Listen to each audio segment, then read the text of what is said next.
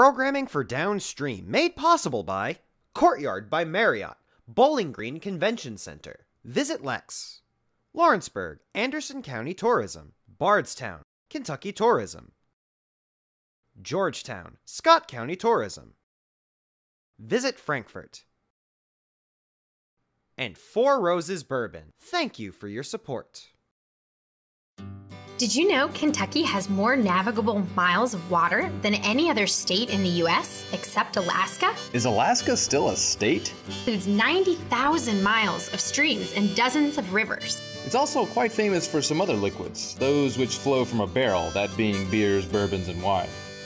Many of the world's best-known distilleries can be found right here in the Bluegrass State, and interestingly enough, pretty darn close to many of our lakes, rivers, and streams.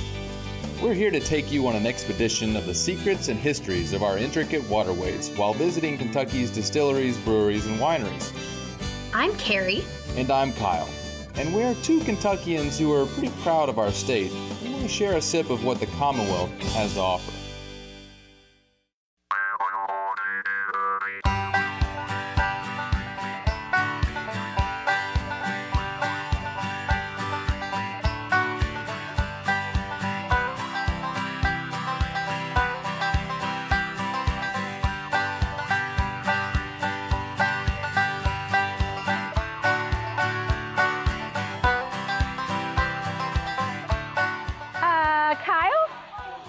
What you doing there? Well, I thought I'd catch up on a little reading and, you know, for a change, hang out on the water myself. Well, you do realize you're not in an actual river. You're in Bowling Green's Beach Bend Splash Lagoon. Looks like a pretty good river to me, lazy or not. You know, and in fact, I'm a little surprised it's not in this book. That one's for actual rivers. What are you doing here anyways? Aren't you supposed to be out paddling around, speaking of that? Well, I am going to this afternoon. I'm gonna meet up with a WKU professor and we're gonna take a little trip on the Drakes Creek. And then later today, I'm gonna go underground to the Lost River Cave. Once I'm done significantly relaxing here, I've heard there's a pretty fantastic brewery here in Bowling Green, and a winery, and a place that I can learn how to make my own beer so I don't even have to leave the house. All right, well, until then, I'm just going to... Oh, Kyle, wait, before you sail away. What? A passing lifeguard gave this to me, and I think it's another one of our... No, but he was pretty adorable. I'm sure he was. I think it's another one of our challenges. It's a riddle? Another one? It is. Oh. There is no race involved with this spirited run through downtown Bowling Green. Well, good, because this is as fast as I'm going to go today. This one I'm going to get, Kyle. You think so? I will. We'll see. We'll see. All right, have fun. You know it.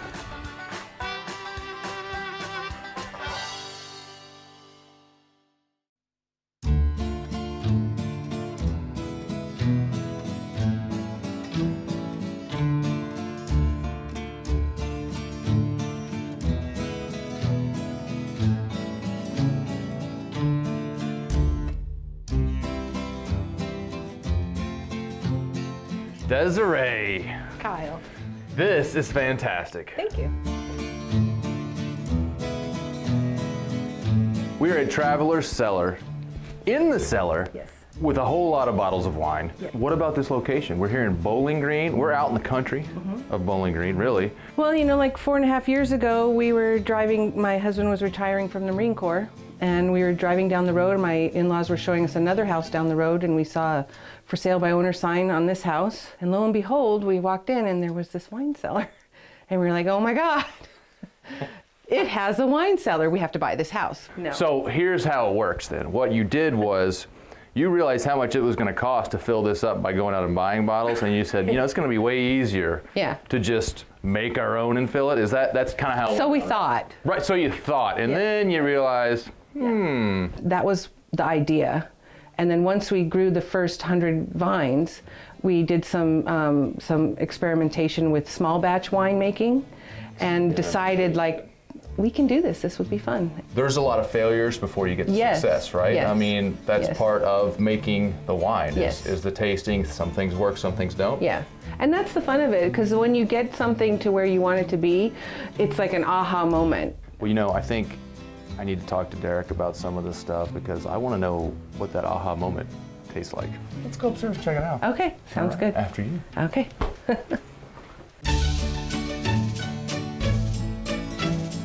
You've got a lot of grapes out here, it looks like. I'm seeing them. We're in the tasting room right now, which is beautiful. It overlooks the vineyard.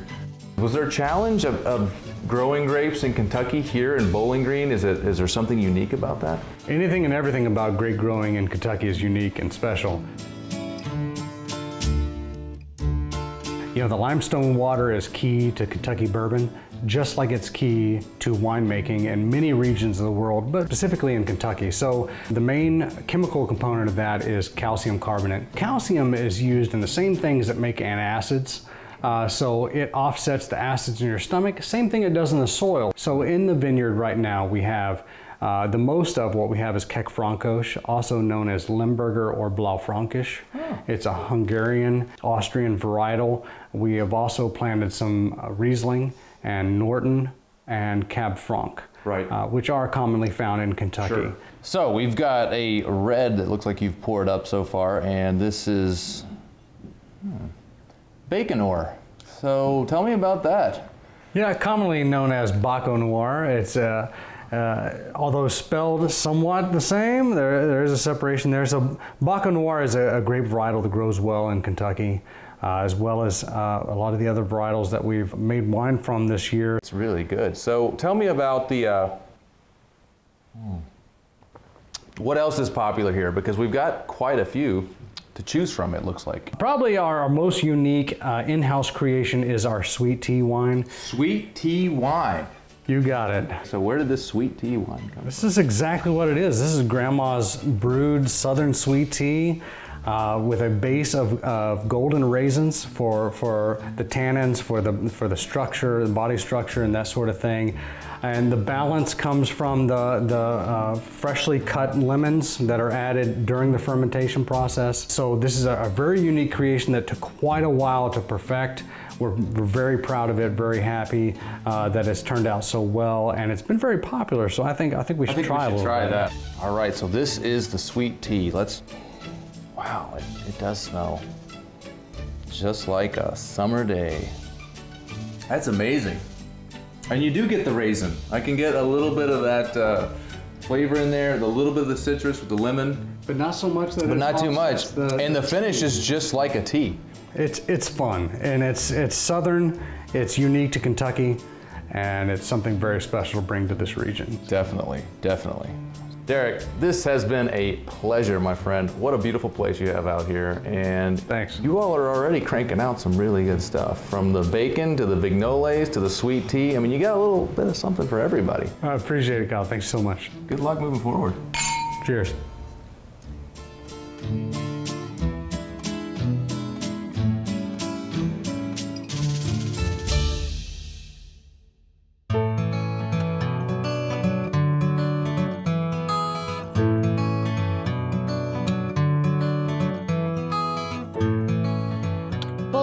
Dr. Groves, tell me a little bit about this beautiful waterway that we're paddling on and what the significance is to this region's geology.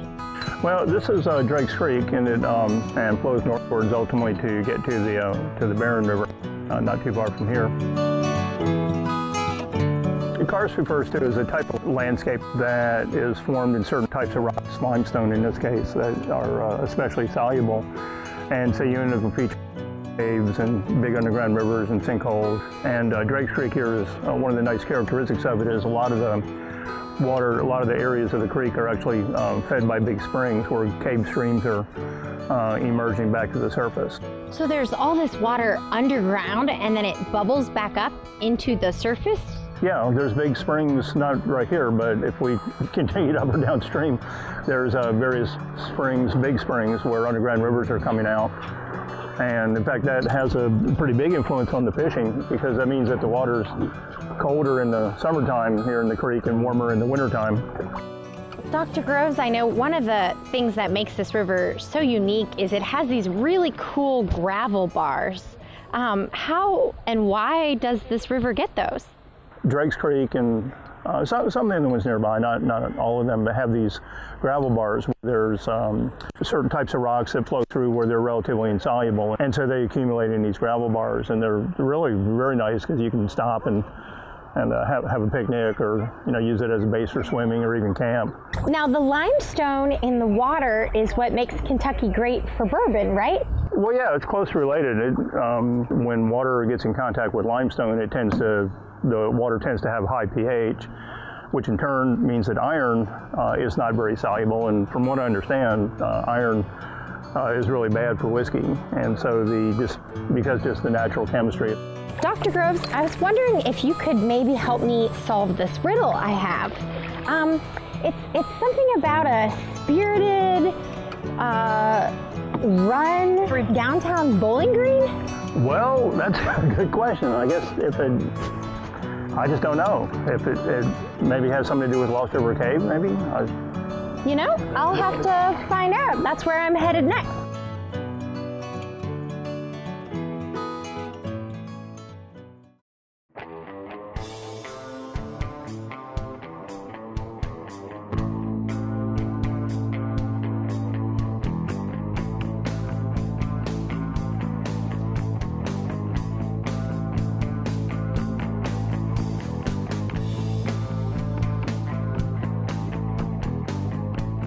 Hey man, you need help? Chris, I always need help. Seriously, what do I need to get to make the perfect beer? Perfect beer doesn't exist. So what we're gonna do is we're gonna figure out your flavor profiles, and we'll work from there. So this is a kit, this has everything in it. These kits are homebrew kits. Okay. So there is dehydrated malt extracts. It is the same thing as if you picked up these malts. Ah, right. Now this is a big bag of malt here. Right. So what happens, you have to extract the sugars out of this. That's called the mashing process. It takes a lot of equipment to do that. So that sounds like a bit of work. It is a lot of work. They've taken the work out of it for you, and you have this. Ah, ground up. Yeah, these are the sugars. They've basically already mashed it all out, dehydrated it down to a powder, so you guarantee to get the alcohol content out of this. So this is a safe bet? Yes. All right, so we've got grains here. These are flaked barley. We got flaked oats. These all do different things. This looks like my oatmeal. Pretty much. It's ready to go. You just pour it in there. Just pour it in there, and you run your mash at 155 for 20 minutes, and all the sugars come out. All right. So hops. Hops are really important, right? So this is it's a small addition into it, but it puts out a large variant on flavors, because each one of these different hops have everything from wood and oat grain flavors to grapefruit citrus flavors. Let's call it a good IPA at about 80 IBUs. You're going to use about 5 ounces. Okay. Your American Lights, you're going to use about 1 ounce total. So that's what I was going to say. So the volume of it is going to definitely affect. Correct. Depending on what type of IPAs, you're going to have more. Definitely. Your light pilsners. Not near as much as most any other beer. Okay. It's easy to make great beer. It's hard to reproduce that exact same great beer because you've got to do everything the exact same time, the exact same temperatures. You cool it down in the same process. I even tell people it depends on how you hold in your mouth. We got our malt, we got our grains, our hops. What's next? So we're going to need to ferment this. Ferment it, right. We're going to need it. Once we extract all the sugars and we cook it down for our 1 hour, we're going to put something in there that's going to take all of the sugars and it's going to expel CO2 and alcohol. But so what happens is you're going to put this in there within 24 to 48 hours. The yeast will become live and viable. It'll start eating the sugars. I mean, that's what it does. We love eating all kinds of stuff. The only thing is this yeast, once it gets done, its byproduct is CO2 and alcohol. And that's what we want, people. CO2 and alcohol. Yes. And that's where that heat comes from that you've got coming off of that, and the bubbling and everything else of the CO2. Yeah, that's when you know I'll know it's working when I see those bubbles and everything going up inside there. Okay. I see that Blue Holler has some beers, so apparently you're successful at taking all these ingredients and making one. I would like to say yes, but it's an ongoing process as to whether or not we're successful with it. Each batch, each new recipe, everything that we do, it could be hit or miss. Each microbrewery at one time was somebody that made beer at home. That is the American dream. You know what though? It seems a lot easier for me just to go and order it out of the keg over there. I think we should try that. Let's go see. I'll follow you. All right, so what do you recommend for me, somebody that doesn't know anything about anything? Well, so a pale ale, Yes. pretty good standard. You know, I was beer. just thinking pale ale. We have our own variant off of it, so it's a lemon dropped hop pale ale. Lemon drop. So you got a really good lemon flavor on the end of it. Chris, thanks so much. This is an awesome story. You know, I've always known how to drink it, but now I know how to make it. Yeah. Cheers.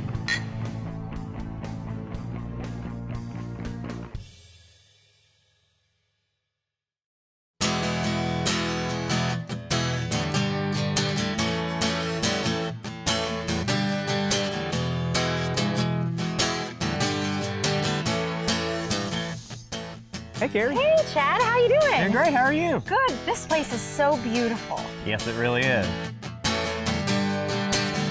Well, tell me, has it always been a park? No, not at all. We actually have a lot of human history that comes along this place. You know, from Native Americans using this area for water as a wintering and summering shelter, to Civil War soldiers camping out here. We've been a nightclub. We've had all sorts of amazing things, even a landfill at one point. But now we are a 72-acre nature park that works to get kids back outside and just to increase a lot of connections in nature. So you have the river system going up and over top here. This also means sucked down to the mouth of the cave, and it continues on throughout various little spidering rivers. This is impressive. Yes, it really is. It's about 150 feet across, 43 feet from the riverbed up to the ceiling, and then we have about 73 feet from the top all the way down to the riverbed, in case you're wondering how big that hole is too, just from the top down. So it's pretty, yeah, it's fairly impressive. Wow. Now, you were telling me before that it has not always looked this beautiful. No, it has not. Now, the Friends group, you know, the Friends of Lost River who I work for, we formed in about 1990, and we started cleaning the place up, and it took a very long time to pull out about 55 tons of trash from the cave and from the valley. 55 tons of trash. Absolutely. Chad, I am super excited to explore Lost River Cave, and I hear you have a really unique way of doing that. Yeah, we're one of the only caves that you can explore by boat, and so that's what we're going to be doing today. So let's get on the boat. All right, let's go. You know about the Wishing Rock? Yeah, of course you do. All right. The Wishing Rock? Yeah, you have to bend you over for about 10 seconds.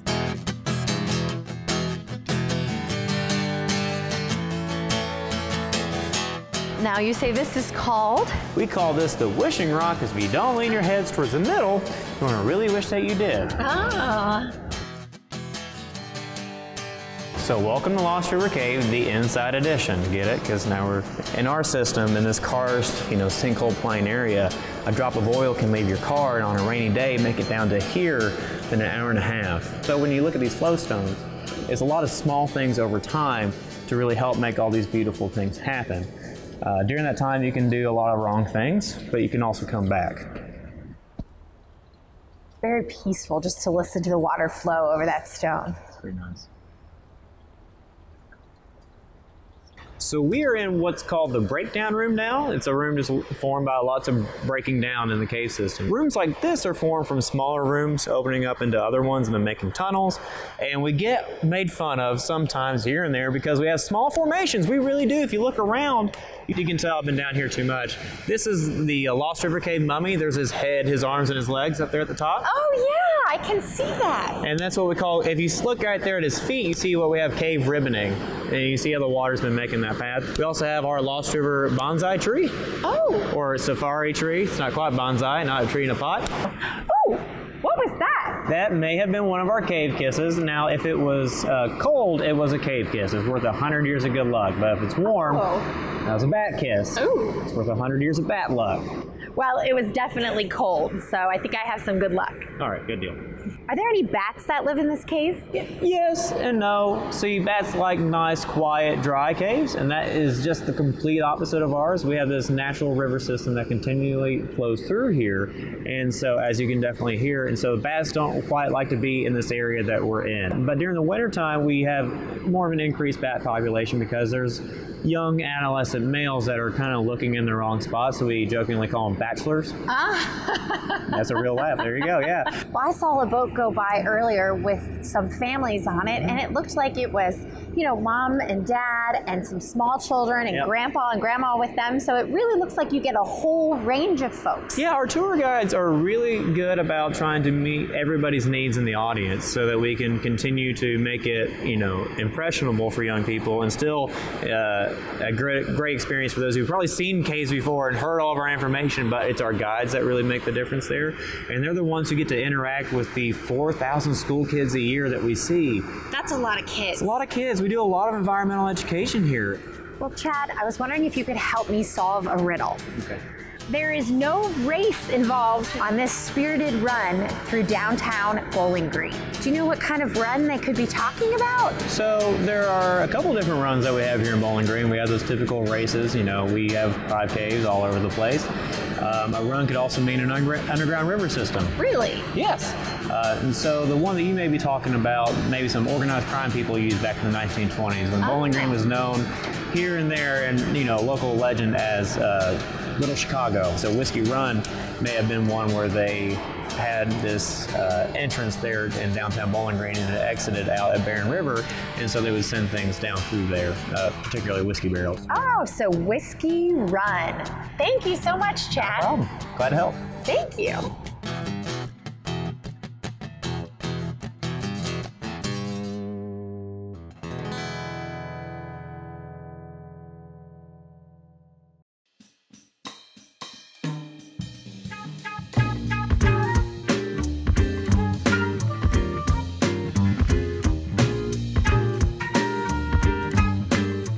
Whitney, we're here right on Broadway. Right on Broadway. Bowling Green, Kentucky.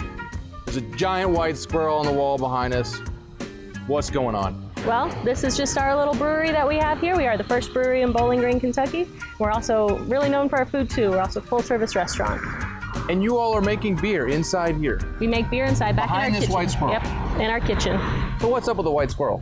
Well, the white squirrel is it's our unofficial mascot here at WKU on campus. Unofficial? Unofficial, yes. They have a big red blob as the official. Right, I've yes. seen that. Yes. It's scary, really. It's frightening for children. Little terrifying. Elderly people alike. The big red blob would not, you know, scary on beer, so cuddly white squirrel instead. Yeah, it is kind of cuddly. Yeah.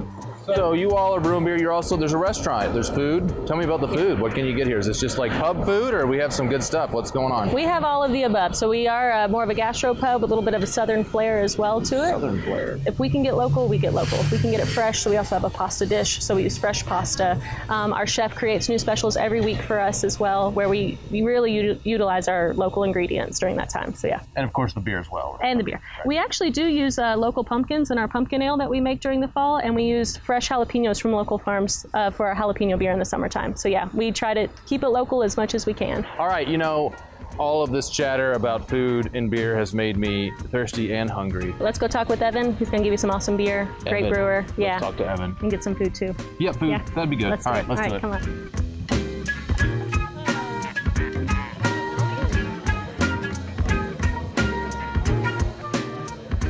So, Evan, Whitney had me outside telling me all about White Squirrel, the food, how it started, all that stuff.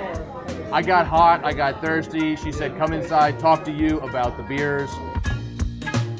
So if you come and get a Squirrel sampler, you'll get a 5-ounce pour, each of these glasses. All right, so our last one here is the darkest of them. What do we have going on here? This is our Nut Brown. It's the squirrely one. It's the one, it's a brown ale. Like I said, we only do ales here, and it actually has no nuts in it. It's the nutty flavor actually comes from the malts that we use, and the way that the grains are malted gives them that it can give them either a chocolatey or a nutty flavor, and that's how we get the nutty taste. Well, I mean, I know my squirrels, and I know they like their nuts. That's right. It surprises me. There's no nuts in this at all. No. So if you have an allergy to nuts, you can drink this beer. You'll be fine. Okay, I'm just making sure. A few appetizers out here. We got our smoked wings. Smoked wings? Yes, which they're... Smell unbelievable. Smell-o-vision? You wish you had it right now. These are a dry rub wing, and they got a hoppy hot sauce underneath, which is actually made with our Kolsch. All right, good. I love it when you incorporate the liquids in the food. Oh, yeah. Fantastic. It looks like an English muffin. It is an English muffin. It's our hot jam burger, actually. It's got jalapenos, jam on it. It's amazing. Oh, man. And we got kale chips here. These are chips? Yeah, and that's the sauce that goes with it. It's a... That's healthy. I can just feel right now my whole body cleansing itself by eating that kale. You need to get that. You should have got it with the sauce, man. Yeah. All right, and then we got a pizza of some sort here. Fried chicken pizza. It is amazing. It's got cilantro on it. It's got that fried chicken on there. I personally like to get my chicken spicy whenever I get this pizza. And then last but not least, pork belly. Pork belly, holy cow. Yes. Pressure cooked for 72 hours. It's the bacon cut from a pig. 72 hours? Yes.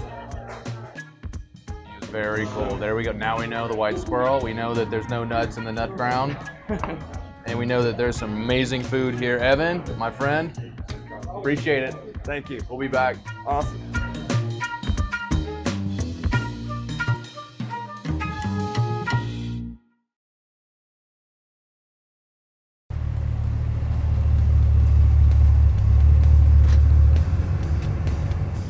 Now this is my kind of designated ride. When in Bowling Green, you gotta do it in a Corvette. Remember, never drink and drive.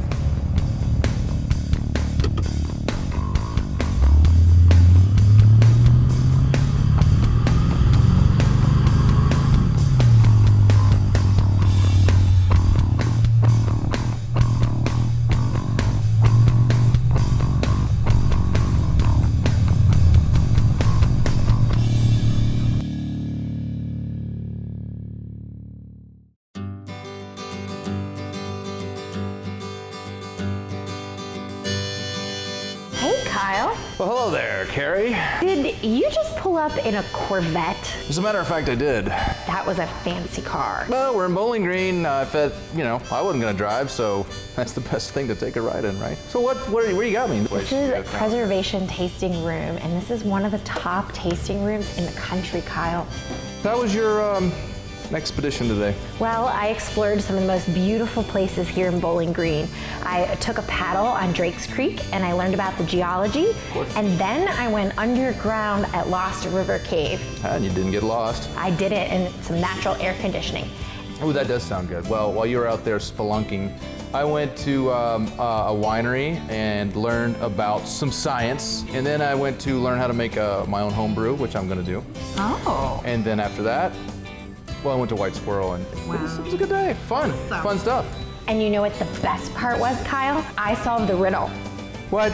Whiskey Run flows right through the middle of downtown Bowling Green, and they used it during Prohibition to smuggle bootleg whiskey. Cheers to you for finally getting a riddle right. Oh, this is number 2, Kyle. Whatever. Yeah. Kyle. People need to come here and check this out. They absolutely It's a fun town. There's a lot to do. I think we can drink on that. Until next time. We'll see you Downstream. downstream.